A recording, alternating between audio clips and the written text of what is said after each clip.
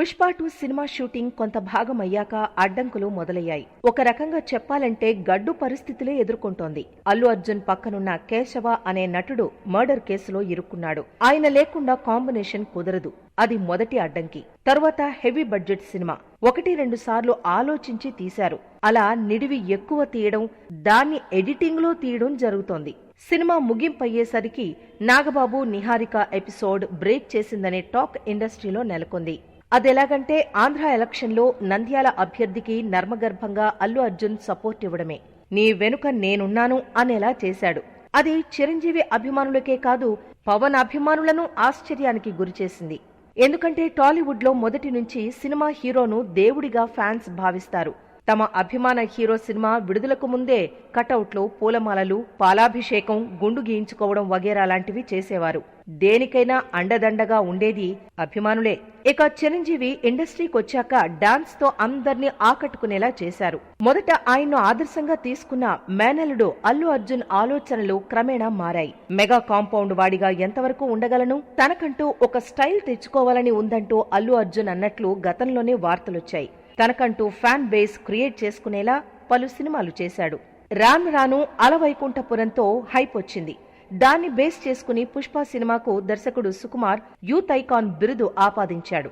ఆ బలంతో నిదానంగా అల్లు స్టూడియోస్ ను నెలకొల్పారు. అల్లు ఆర్ట్స్ బ్యానర్ స్థాపించేలా కూడా చేసుకున్నాడు. అయితే ఈ క్రమంలో పవన్ కళ్యాణ్ ఎన్నికల్లో నిలబడితే అల్లు అర్జున్ వ్యతిరేక పార్టీకిచ్చిన సపోర్ట్ సోషల్ మీడియాలో నెగటివ్ గా మారింది. మెగా కుటుంబంలో నెగటివ్ గా ఉండేది నాగబాబు మాత్రమేనని విశ్లేషకులు అంచనా వేశారు. మెగా కుటుంబంలో ఎవరిపైన ఏది మాట్లాడినా ముందుగా రియాక్ట్ అయ్యేది నాగబాబు మాత్రమే.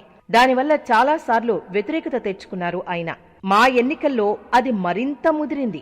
ఇది పక్కన పెడితే పవన్ కళ్యాణ్ ఎన్నికల్లో పోటీ చేస్తున్న టైంలో అల్లు అర్జున్ ఇచ్చిన స్టేట్మెంట్ తో మనవాళ్లెవరు బయటి వాళ్లెవరు అనేది ఇప్పుడు తెలిసింది అని నాగబాబు చేసిన ట్వీట్ పెద్ద ఎఫెక్ట్ వచ్చేలా చేసింది. దాంతో అభిమానులు పూర్తిగా అల్లు అర్జున్ కు వ్యతిరేకంగా మారారు.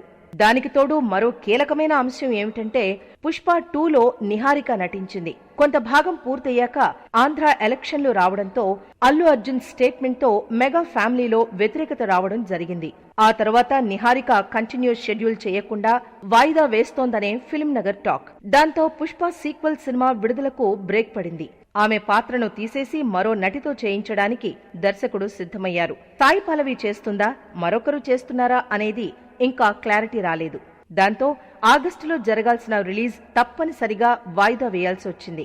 అంతేకాకుండా ఎలక్షన్ల ఎఫెక్ట్ తో విడుదలకు దగ్గర పడినా కొనేవారు వెనుకంజ వేస్తున్నారు. అందుకే మరోసారి వాయిదా వేయాల్సి వచ్చింది. మొత్తంగా చూస్తే పుష్ప 2 ఒకవేళ ఆడకపోతే నష్టపోయేది అల్లు అర్జున్ కాదు, నిర్మాత, దర్శకులు, టెక్నీషియన్స్ కే బాధంతా.